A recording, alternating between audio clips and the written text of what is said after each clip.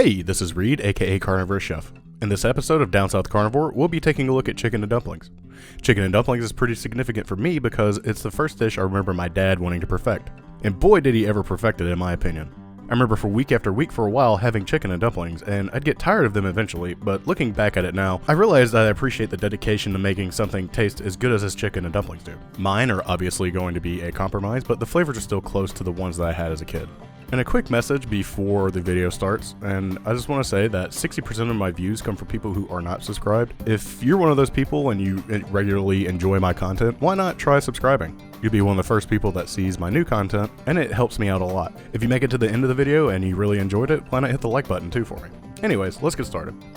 Well, let's make this easy for ourselves right off the bat. Get yourself a rotisserie chicken.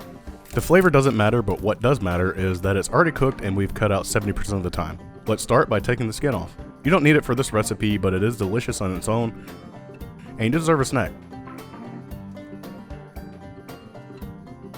Now, let's remove the meat from the bone.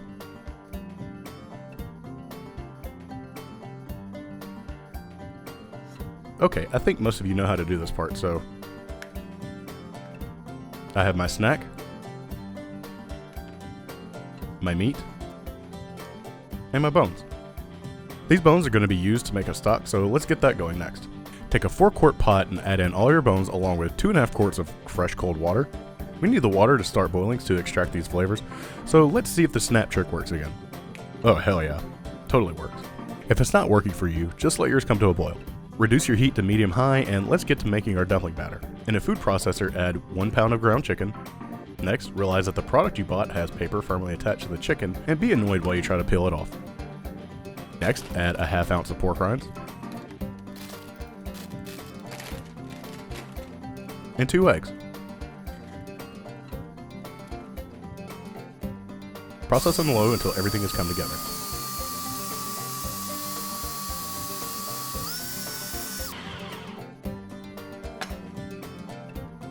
Okay, let's pretend that I'm not chopping my already chopped chicken.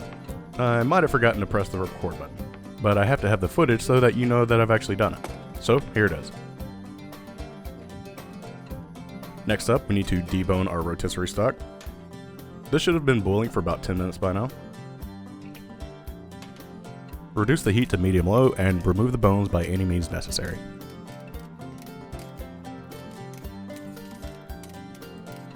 I gave it a taste to see where we were, and I needed to pull out my secret weapon. This is Chicken Base.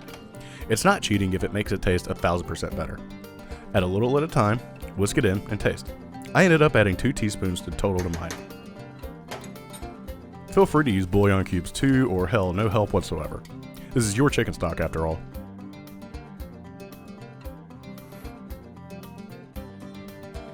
Okay, time to make our dumplings finally. Grab your batter and 2 spoons. Scoop up some of the batter with 1 spoon, then scrape into the simmering stock with another spoon. These dumplings don't have to be uniform. In fact, I think it's better when there's a lot of variety here. Repeat until you have used up your batter. This is still raw chicken and it will take some time to cook. Mine cooked for about 6 minutes in total before removing with a slotted spoon.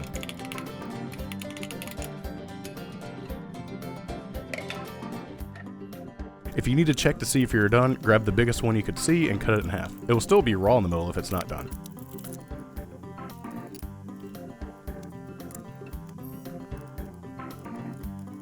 Set aside once they're all done. Okay, here's one of the biggest compromises, besides the dumplings themselves.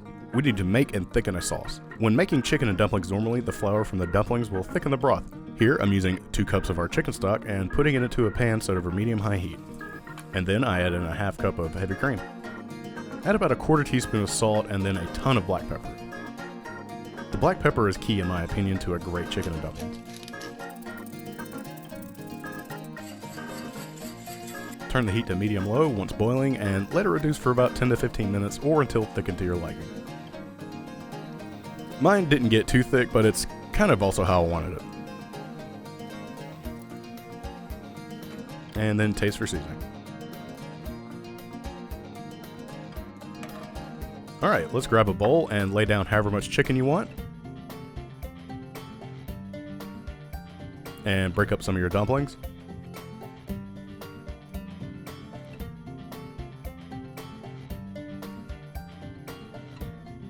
And then dump in your broth.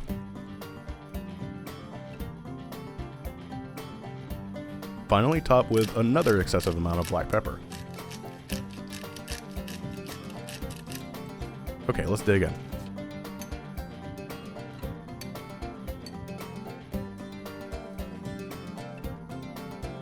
The only thing that was disappointing about this was that I cannot recreate that dumpling texture. When I bit into the dumplings, it just feels like you're biting into chicken. With that said, the flavors are spot on, and my perfect bowl of chicken and dumplings has a lot of hot sauce.